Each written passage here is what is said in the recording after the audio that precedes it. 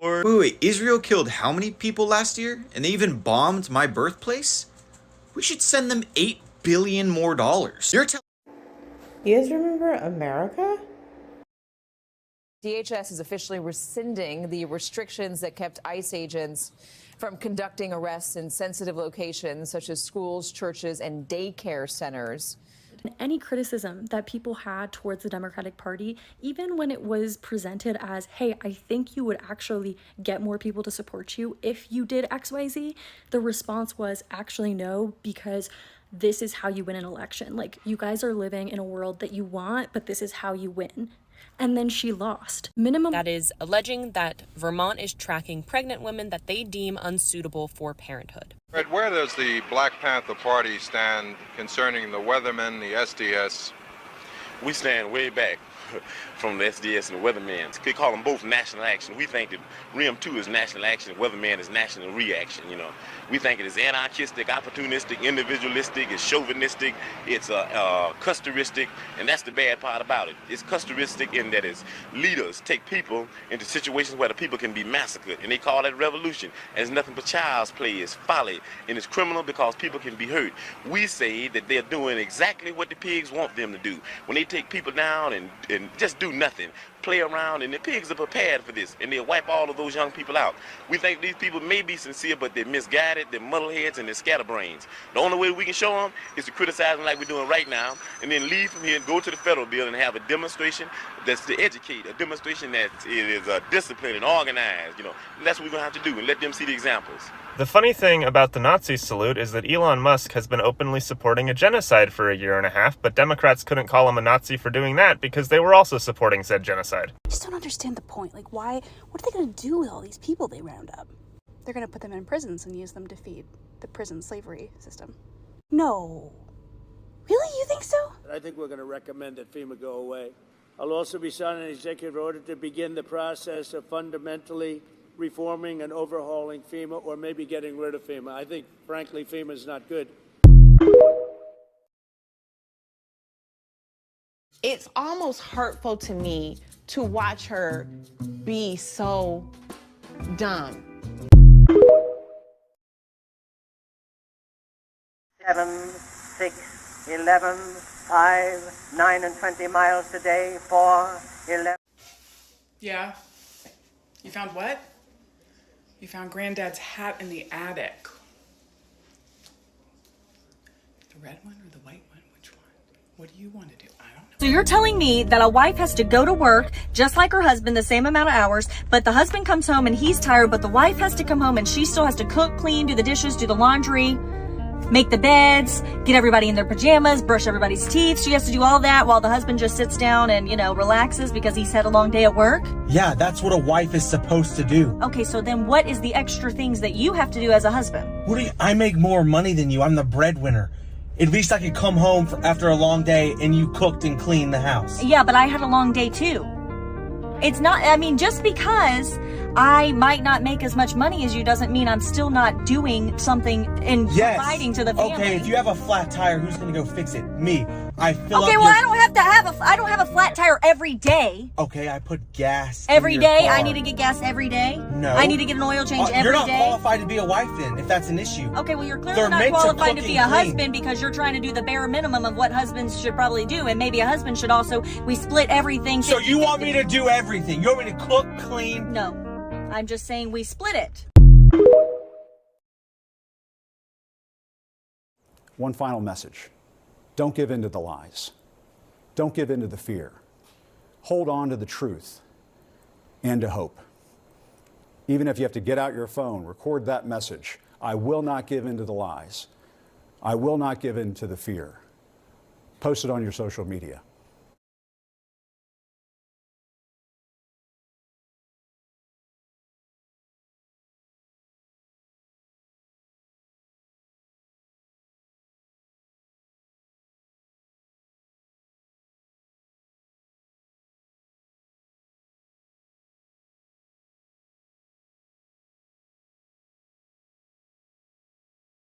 Today, I'm also signing an executive order to instruct the Departments of Defense and Homeland Security to begin preparing the 30,000-person migrant facility at Guantanamo Bay. Most people don't even know about it.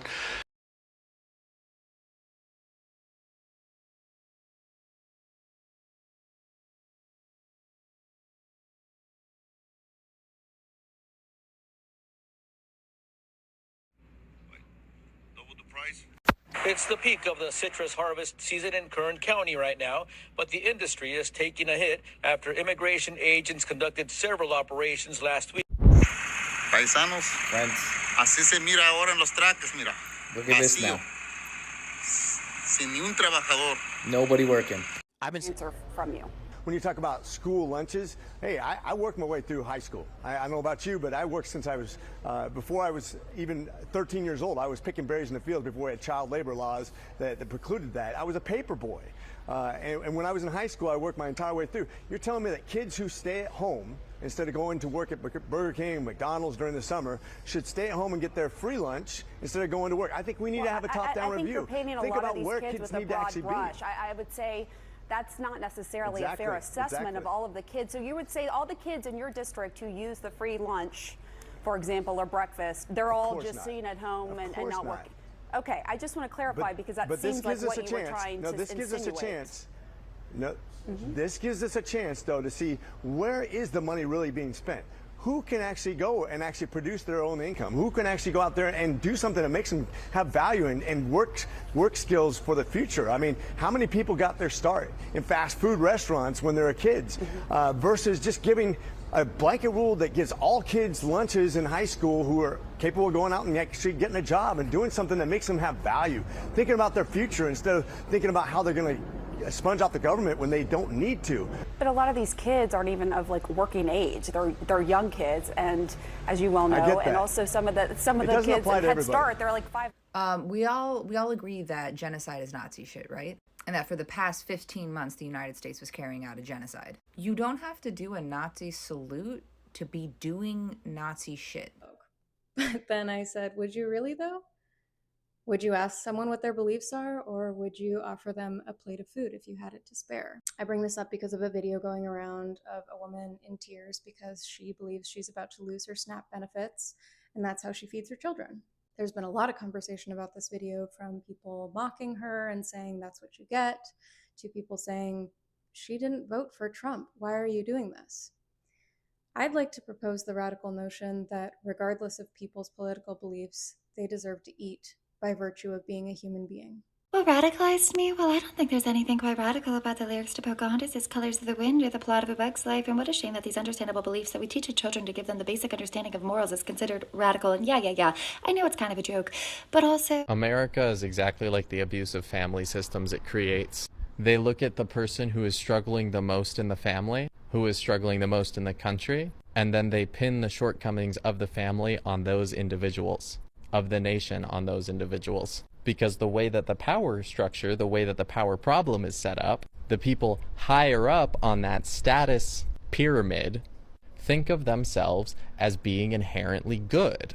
So they automatically dismiss any valid criticism of the whole structure that the scapegoated person, that the person who is at the bottom of the power structure because they aren't living up to the expectations of the family or of, the social work environment. And that person becomes isolated and also a symbol of everybody else's superiority. And they must therefore never be believed and always be kept there. That's what happens with every oppressed person in the face of these giant power structures. And when you look at people who are trying to make change, who are trying to criticize the power structures as a whole, and you're a person who has believed in them and been rewarded by that, who has defended their efficacy and therefore been rewarded, like a golden child will defend parents as they abuse the scapegoat, instead of looking at the people in power, the parental figures, the leaders who have pitted us against each other. They want to do that to maintain control, and the only way we break that is if we band together and the golden children start listening to the scapegoats. Y'all did everything right and you're still getting abused by this system.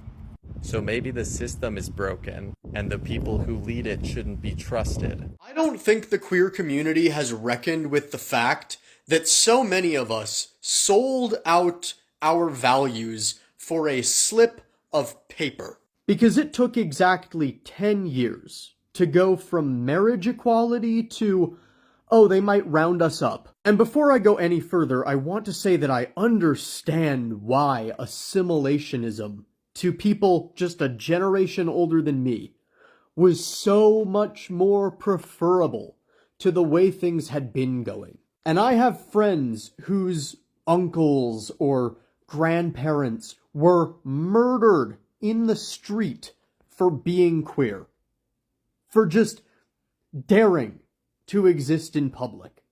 And so for the government to come along and say, marriage equality, it meant something. It felt like it meant something, but there was always that other faction of queer people. The anti-assimilationists. The ones who knew that the oppressors don't just hand you your rights on a silver platter. But the Democratic Party figured out that all they had to do to lock down progressive votes, even as they continued to make the lives of not only queer people, but just about everybody worse, was to do that, was to make that big sweeping gesture. Here's your piece of paper that says we recognize your marriage. Are you fucking happy now, fat? And for way too many of us, myself included, though in my defense I was 17 at the time, jumped and cheered and declared that our struggles were over forever because the Democrats had saved us. Marriage equality was not a gift to the queer community, it was a gift to the Democratic Party. And 10 years later, there will not be a corporate pride this year. There will be no rainbows in Target. BP Mobile and Exxon are not having their drill baby drill for pride fucking event this year. Because we gave up what it actually means to be queer for a piece of paper. We forgot the very reason that we call ourselves queer, and that we are not straight because we deviate from the norm, not only in our sexualities or genders and gender presentations, but in our lifestyles and our values, to act as a counterweight to this hideous system of oppression that we are living under. To be very clear, we should have marriage equality for those that want it, but for whom does that actually significantly improve their lives? Already affluent, cis, white, gay men. It doesn't do jack shit for trans people. It doesn't do jack shit for a lot of black queer people. It doesn't do that much for anyone who isn't a cis, white dude. Pride is not a parade. Pride is not a gay wedding. Pride is a brick through the window of a cop car, and a lot of us are gonna have to remember that now. This is a World War II era government guide to sabotaging your fascist boss. No, I'm not kidding. It was declassified by the CIA in 2008, and it's currently one of the most popular open source books online. This is the Simple Sabotage Field Manual, and it was written by the Office of Strategic Services during World War II, which later inspired the creation of the CIA. They wrote it because apparently citizen saboteurs were particularly effective at resisting a certain German political party at the time, and they wanted to detail all the possible ways to do it. So here are some ways that you can harass and demoralize enemy administrators. These are all direct quotes. Insist on doing everything through channels. Make speeches. Talk as frequently as possible and at great length. Bring up irrelevant issues as frequently as possible. Haggle over precise wordings of communications, minutes, resolutions. Multiply paperwork in plausible ways. Misunderstand orders. Quibble over them when you can. If you want to lower morale or create confusion, your techniques include being as irritable and quarrelsome as possible, crying and sobbing hysterically at every occasion, and acting stupid. Tried and true. You can read the whole thing on Project Gutenberg, which is an online open source repository of free and public domain ebooks. Over the last week, the manual has gotten to be the 5th most popular book on the entire website. How interesting, given that a federal workforce of millions of people has been suddenly asked to be loyal to the world's richest man, had their jobs repeatedly threatened, and been asked to destroy years' worth of their work. But of course, it's impossible to say for sure why this book has gotten so popular.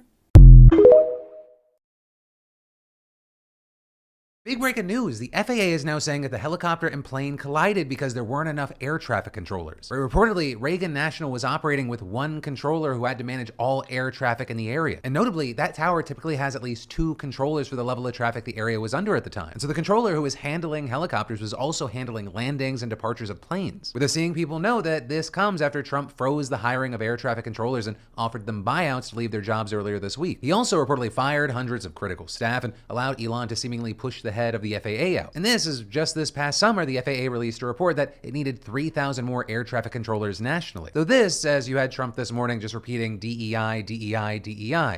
The FAA is actively recruiting workers who suffer severe intellectual disabilities, psychiatric problems, and other mental and physical conditions under a diversity and inclusion hiring initiative. And it appears Trump's just now doubling down on that with him signing a presidential memorandum ordering competence over DEI. Also, when asked if he planned to visit the crash site, which is down the street from him, he said, "What's the site? The water? You want me to go swimming?" But that is where we are right now, so subscribe to stay in the loop.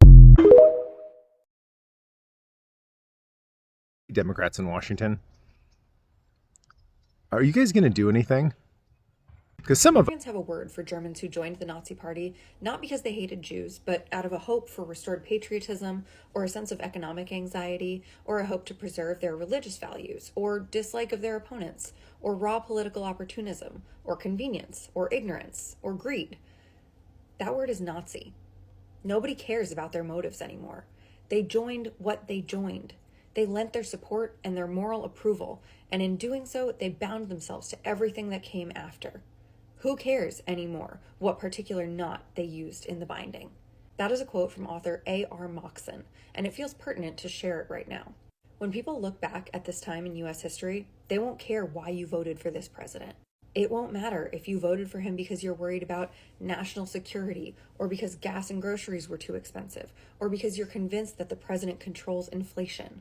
If you voted for him, you have to own the xenophobia, the transphobia, the religious extremism. You are responsible for the detention centers, the increased infant and maternal mortality rates, the preventable measles outbreaks, and the plane crashes. You don't get to gloss over those parts just because you wanted cheaper gas. It doesn't matter.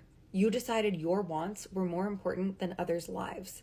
History won't look kindly on those who sold out their neighbors for a cheaper carton of eggs. Women are not leaving the church because we're falling away or being deceived. We're leaving the church because we do not feel safe there. Can you give me a name or a case where the 2-year trip to become a trained air traffic controller was subverted, speeded up, or bypassed by DEI?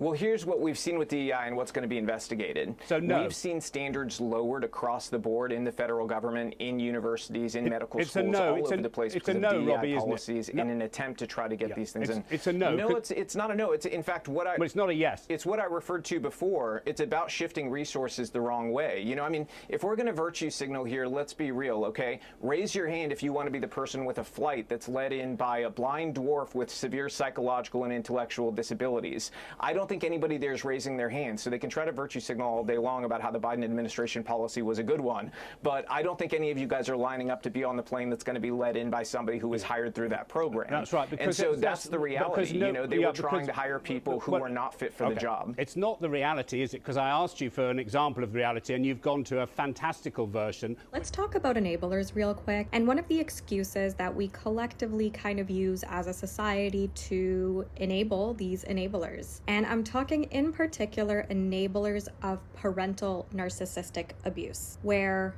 they cannot conceive of a mother or a father being abusive towards their child, and we tend to give them the free pass of, well, they've never experienced it, so it's okay that they are enabling this abuse. And ever since this motherfucker has been put in office, he has been doing so much evil shit, and everybody on the internet has been like, oh, he's just doing so much evil shit so that he can overload you with evil shit. That way you stop paying attention. That's the real problem, is that you stop paying attention. That way he can do more evil shit. And I'm like, bro, what are you even talking about? I think he just wants to do evil shit. But stop paying attention to the evil shit that he's doing. He's still doing it. All right, we need to have a talk. I need you to look me in the eye. I know half of y'all are autistic, but we need to make eye contact right now, okay? Because I need you to understand what I am saying to you. You are not useless. You have a place in this. It is just a matter of figuring it out.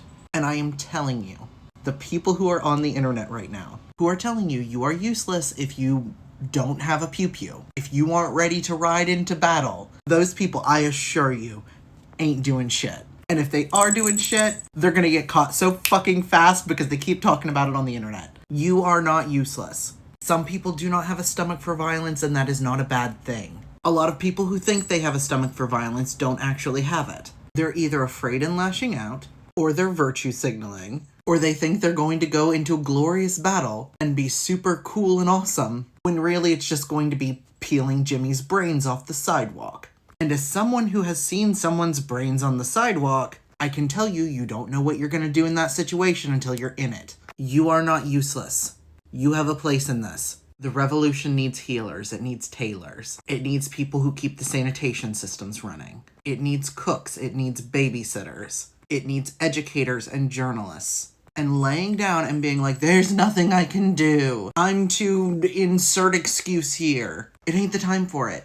You can do something. And if you find that you don't have any useful skills, you are more than capable of learning. Take this opportunity to learn some skills. You're not useless. You're not incapable. You are strong and you are smart and you are resourceful. And I think a lot of you are capable of a whole hell of a lot more than you are giving yourself credit for. Now, that doesn't mean this is going to be easy. It is definitely not going to be easy. But it's not hopeless. And I do need you to remember that.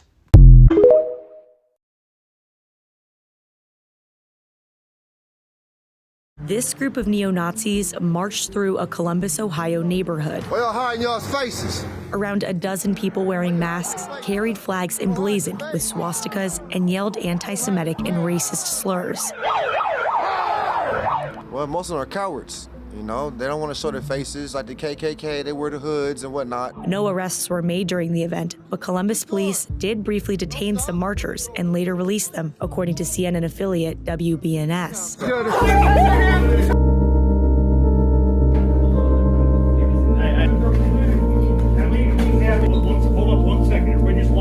I don't know, maybe you don't have to stay considerate in a space you're not considered. After posting actual socialist ideology on this app, I finally realized what Martin Luther King meant by liberals being the strongest opponents to progress. You guys are so fucking brainwashed, and you think you're left, but you are not left, my friends. You are right as fuck. Anyone else starting to feel like Call Your Reps is just the left's new version of thoughts and prayers, or is that just me? Landlord, the cost of rent has gone up. Businesses, that's a natural part of doing business. Suppliers, the cost of materials has gone up. Businesses, that's a natural part of doing business. Worker, the cost of my labor has gone up. Businesses, listen here, you little shit. This has to be struck down in the courts if it's passed in the Senate because it's so unconstitutional. Jay, like, I could get my right to vote taken away because I chose to take your last name. You have to change your name back to be able to vote. Or get a passport to be able to vote. That's really scary. That's really, really frightening. What's ironic is that taking the last name of your husband is patriarchy. It's patriarchal. Mm-hmm. And then we're going to be punished for participating in the patriarchy. Well, that's interesting. Well, I think also it's probably more common with conservatives to change the last name than it is for liberals. So it's going to disproportionately hurt women voters who vote Republican. What was the vote on it? 216 Republicans voted yes, 4 didn't vote. Democrats, 5 voted yes, 195 voted no, and 10 didn't vote. That's unbelievable, man.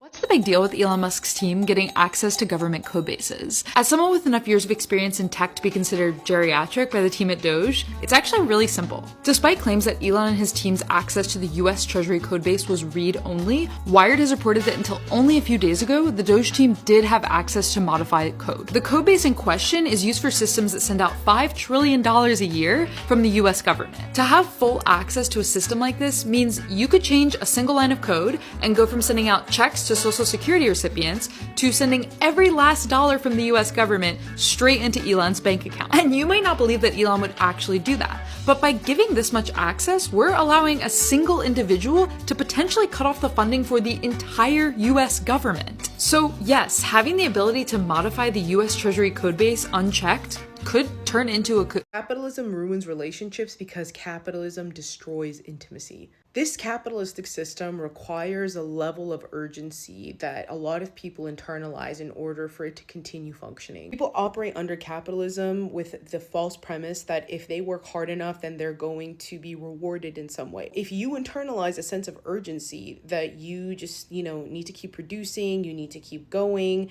and a lot of times it's out of survival, and other times it's out of trying to prove your worth, is going to be very difficult to actually build intimacy, because intimacy requires a level of slowness and pausing in order to actually build connection. Because intimacy is created in small moments. It's not these big gestures. It's not the one-off trip that you have every couple of months or once a year. There's a level of attunement that's required between you and the person that you're in relationship with in order to actually feel like there is connection and intimacy that's being built. And capitalism does not want us to be able to have that, which is why it promises you that if you just work really, really hard, it's going to reward you with something that's much more fruitful and lucrative than whatever could possibly come out of a relationship. I think the term workaholic and this really grind hustle culture that we live in doesn't come out of nowhere. And I think a lot of times people respond with this by saying I don't have any choice. I have to work these long hours. What do you expect me to do? And I think that that is also connected to this sense of helplessness that capitalism creates within the collective and within our society, really convincing us that there's absolutely no way out except to fully submit to this system, which ultimately ends up leaving us feeling isolated, lonely, and truly believing that our worth and our value only comes from productivity.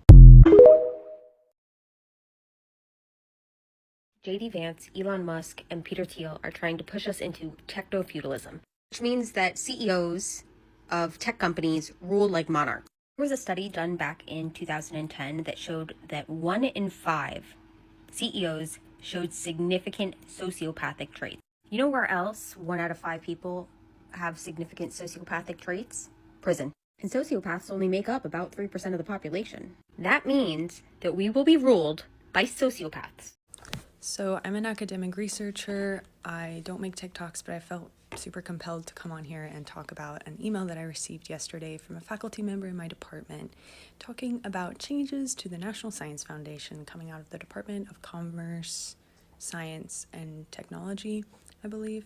The National Science Foundation, or NSF, is a huge funding organization that funds academic research and pays my bills. So awesome. We received an email of issues that the National Science Foundation has with science that has been funded, and a list of words under 5 categories that the National Science Foundation is basically control Fing for grant proposals or existing grants that have these words in them and pulling them. Let me talk to you about some of the words. You can see, we've got diversity, okay, but then we have black men, black women, women is on here. Where is it? Fostering inclusivity, underrepresented. Oh yeah, here we go. Black men, black women, white female, women and gender, social justice, indigenous person, climate change, climate action, clean energy, green infrastructure, ethnicity. You would be hard-pressed to find research that doesn't include any of these words that has anything to do with people. They want us in our labs with beakers making their next atomic bomb or something. They don't want us doing science. I'm sure someone much smarter than me can explain it better, but to me it just seems like an effort to completely eliminate scientific research, which in my view is one of the only sources of knowledge that is pretty much not influenced by big money from corporations and politicians. This is censorship. Pay attention. Get mad about this. Why is it that we are all so stressed out about the cost of living, but also we all have 70-inch TVs and iPhones and drones and Xboxes and books and board games, all the things that we want? Are we financially irresponsible? No, there's something that's going on that I just put together last night. I don't really know what to do with this information, but it seems important, so I'm going to share it with you. My father-in-law was telling me in the 70s they bought their house for $40,000. So I started doing some math. Average cost of a TV in the 70s is $500. That gets you a 21-inch TV. Yippee.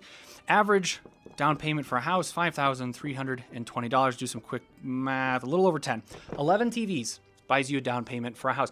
If you can't afford to live somewhere in the 70s and you buy a TV, you're being fiscally irresponsible because that's 10% of a down payment. Average cost of a TV today, 55-inch 4K TV is $500. It hasn't changed. Average down payment for a house, $102,600.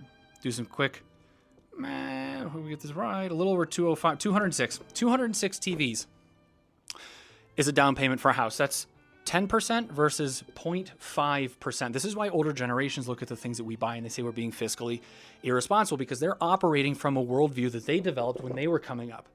This is why you get old financial advisors like Dave Ramsey that's like, don't buy the cup of coffee when the world has objectively changed and it doesn't fucking matter anymore, Dave. As the price of necessities goes up, the demand doesn't really change that much because we need those things. So as they have raised the prices for houses and food and healthcare, we have continued to pay those higher prices, and those have gone up faster than our wages, which we've talked about. But that means that we have a smaller pool of disposable income.